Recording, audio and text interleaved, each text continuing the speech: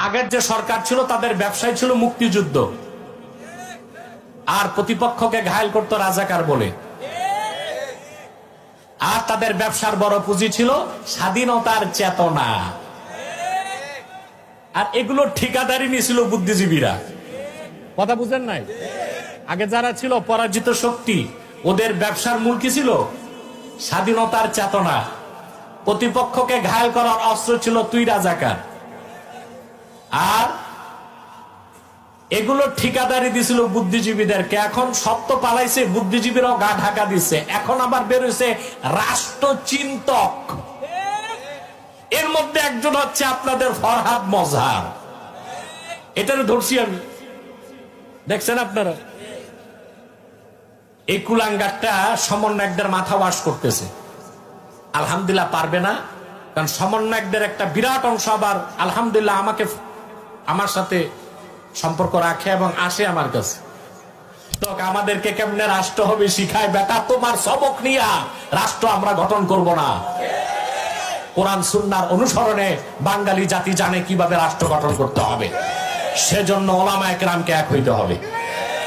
আমার দেশে সমস্যা আলেমদেরকে নিয়ে, ওনারা এক হইতে শিখে নাই। ওনারা এখনো ঝগড়া করতেছে কার টুপি গোল কারটা লম্বা নিয়ে। আলেমরা যদি এক না হন দেশ হারাবেন, কল্লাই তো থাকবে না। কল্লা না থাকলে টুপি কই লাগাবেন? মাসলাকগত দ্বন্দ্ব থাকতেই পারে, আমি তো আগেই বলেছি মাসলাক যার যার দিন ইসলাম সবার, ঠিক না?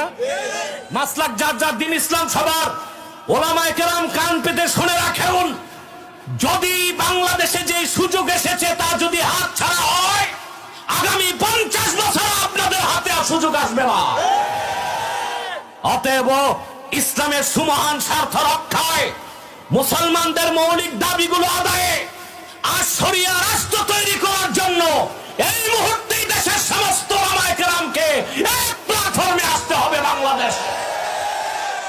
এই যে শাহরিয়ার কবির, আমার কাছে 21 সালে সে হারছিল, ডিবেটে পরাজিত হয়েছে, এটা গ্রেফতার হয়েছে।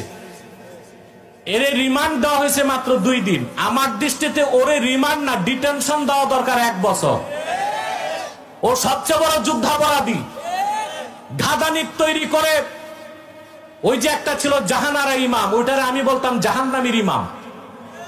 ঘাদানিক তৈরি করছিল, ঘাদানিক, ঘাতক দালাল নির্মূল কমিটি।